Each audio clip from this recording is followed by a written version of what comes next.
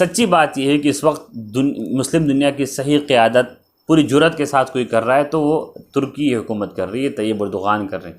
بسم اللہ الرحمن الرحیم۔ شاید بہت سے لوگوں کو عالمی حالات سے دلچسپی نہ ہو، لیکن مجھے عالمی حالات سے، عالمی خبروں سے بچپن سے ہی دلچسپی بہت ہے۔ ایک مسلمان کو میرا یہ خیال ہے عالمی حالات سے باخبر رہنا چاہیے، خاص طور سے علوم شرعیہ حاصل کرنے والے طلباء، علماء کو اور مسلمانوں کے جو قائدین ہیں، جو فکر رکھتے ہیں، ان کو عالمی حالات سے باخبر رہنا بہت ضروری ہے۔ سیاست کو سمجھنا، چالوں کو سمجھنا، حکمت عملی کو اپنانے کے لیے عالمی حالات سے باخبر رہنا سرسری طور پر ہی، لیکن گہرائی کے ساتھ اس پہ نظر رکھنا یہ ضروری سمجھتا ہوں میں۔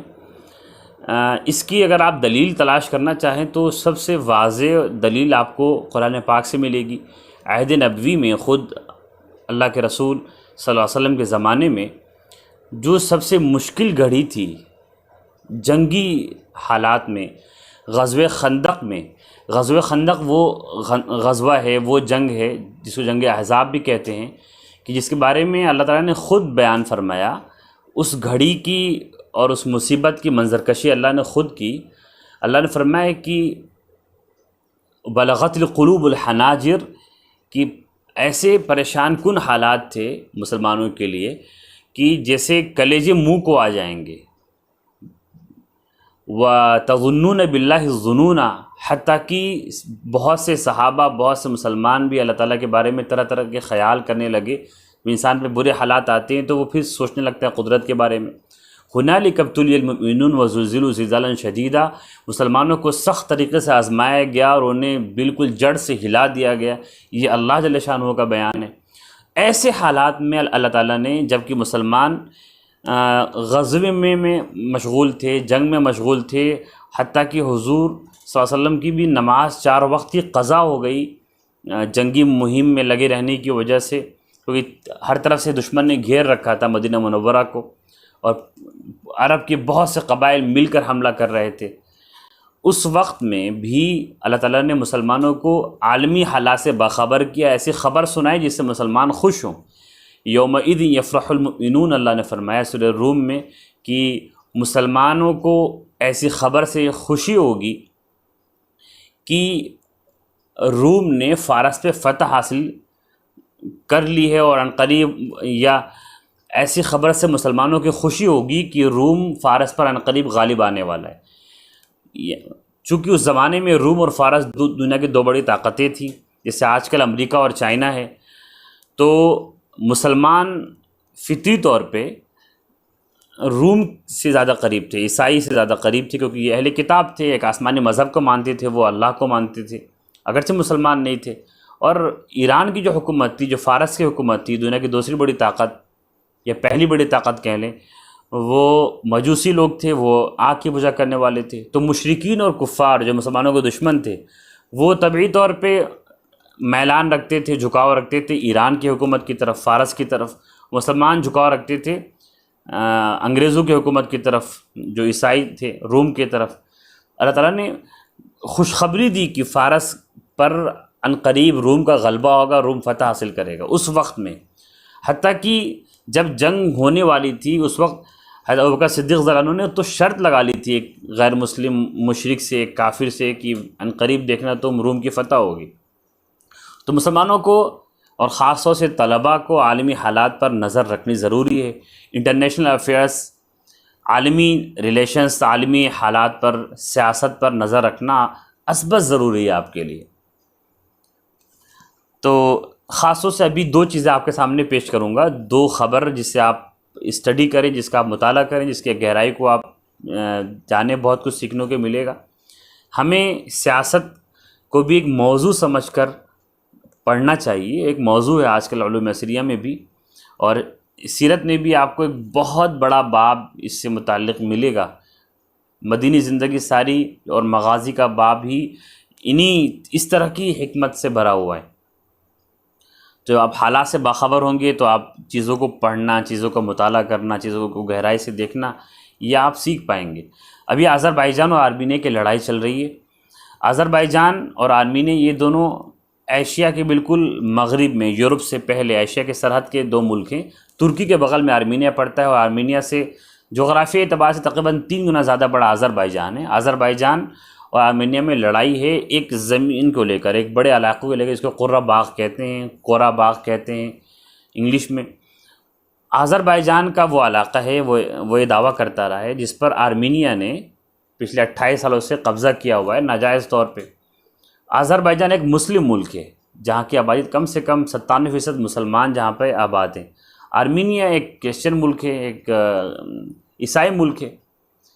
ترکی نے آذربائیجان کو پوری حمایت کی، پوری مدد دی، کیونکہ وہ مسلم ہیں اور مسلمانوں کا جھکاؤ اپنے بھائی کی طرف پہلے ہوگا اگر وہ ناحق نہیں ہے تو۔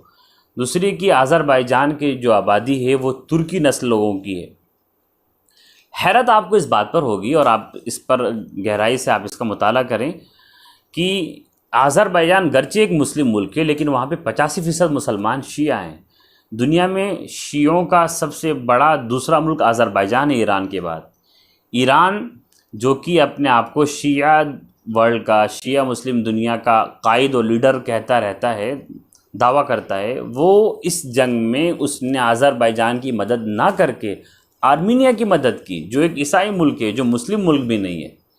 اور آذربائیجان ایران کا پڑوسی بھی ہے، تو پڑوسی ہونے کے باوجود، اس کے نظریے سے ملنے کے باوجود اس نے مدد نہیں کی۔ اس کی بہت بڑی وجہ ہو سکتی ہے کہ تجارتی تعلقات یا اس کے مفاد میں نہیں ہوگا اس کی مدد کرنا۔ آذربائیجان آرمینیا سے قدرے زیادہ ترقی یافتہ ہے، اسلحہ سازی میں بھی اس سے آگے ہے، اور ملک بھی بڑا ہے۔ ترکی نے کھل کر آذربائیجان کی حمایت کی۔ آرمینیا کی حمایت میں بہت سے ملک آئے، ایران اور رشیا جو اس خطے کی 2 بڑے طاقت ہیں، انہوں نے آرمینیا کی مدد کی۔ یورپ کے اکثر ممالک، خاص طور سے فرانس نے مدد کی آرمینیا کی، لیکن اس کے باوجود آرمینیا شکست سے قریب ہے، اور ان قریب آپ بھی خوش ہوں گے کہ آذربائیجان نے تقریباً اس خطے پر قبضہ کر لیا ہے جس پر اس کا دعویٰ رہا ہے۔ بہت سے ممالک جو آرمینیا کے ساتھ بھی ہیں، وہ بھی یہ اب کہہ رہے ہیں کہ وہ آذربائیجان کا ہی علاقہ تھا۔ تو دراصل ترکی نے حمایت کھل کر کی، اور جو لوگ آرمینیا کی حمایت کر رہے تھے وہ فوجی طور پہ اسلحے کے ساتھ، ہتھیار کے ساتھ وہ آرمینیا کی مدد نہیں کر پائے۔ تو ایک تو یہ آپ اس کو گہرائی سے دیکھیں، مشرق وسطیٰ کے علاقے، اور وہاں پہ جو کچھ دنیا کر رہی ہے، مشرق وسطیٰ کا جو پورا علاقہ ہے، اس کو آپ ضرور اپنے مطالعے میں رکھیے۔ دوسری جو خبر جس کو آپ اپنے مطالعے میں رکھیے، آپ نظر جس پہ ڈالیے، وہ ہے فرانس کے پریزیڈنٹ ماکرون کی وہ ملعون بات جو اس نے اسلام کے تعلق سے کہی۔ اس نے کہا کہ اسلام اس وقت پوری دنیا میں شدید مصیبت کا شکار ہے، اسلام ایک ازمہ میں ہے، وہ چل نہیں پائے گا اس نئی دنیا میں، اور جو لوگ سچے مسلمان ہیں، عمل کرنے والے ہیں، وہ دنیا سے ہٹ کٹ کے رہنا چاہتے ہیں۔ اس نے یہ کہا۔ اس کا بھی جواب سب سے پہلے ترکی نے دیا۔ سچی بات یہ ہے کہ اس وقت مسلم دنیا کی صحیح قیادت پوری جرأت کے ساتھ کوئی کر رہا ہے تو وہ ترکی حکومت کر رہی ہے، طیب اردوغان کر رہے ہیں۔ انہوں نے یہ جواب دیا کہ یہ تمہاری بہت بڑی بے ادبی ہے، اور مذاہب کے تعلق سے میں بار بار تلقین کی جاتی رہی کہ تم ہر مذہب کے احترام کو ملحوظ رکھو۔ تو ہمیں یہ دیکھنا ہے کہ اسلاموفوبیا، اسلام کو بدنام کرنے کی جو کوشش ہے، اور وقتاً فوقتاً ایسا ہوتا رہتا ہے کہ وہ آیتیں قرآن سے نکال کر وہ حدیث یا تاریخ کے وہ حصے آگے پیچھے سے ربط کو ختم کر کے اٹھا کر لا کے پیش کر دیا جاتا ہے، جس میں جہاد کی تلقین ہوتی ہے، مارنے اور دھاڑنے کا پیغام جس سے ملتا ہے۔ تو پوری دنیا کو یہ سمجھایا جاتا ہے، ان لوگوں کی طرف سے یہ جھوٹ پھیلایا جاتا ہے کہ اسلام صرف اسلام کو نافذ کرنا چاہتا ہے اور سارے لوگوں کو مارنا چاہتا ہے۔ اسلام کو ماننے والے یہ متشدد لوگ ہوتے ہیں، امن کے پیغامبر یہ لوگ نہیں ہیں، امن کے داعی نہیں ہیں۔ اس اسلاموفوبیا سے، اس غلط نظریے سے ہمیں کیسے لڑنا ہے، اس کا جواب دلیل کے ساتھ آج کی زبان میں، ان کو سمجھ آنے والی زبان میں، جن لوگوں کو بہکا رہے ہیں، ان کے بہکاوے میں جو لوگ آ رہے ہیں، ان کو سمجھ آنے والے انداز میں ہم کیسے لوگوں کو یہ باور کرائیں کہ اسلام کا پیغام کیا ہے۔ السلام علیکم ورحمۃ اللہ۔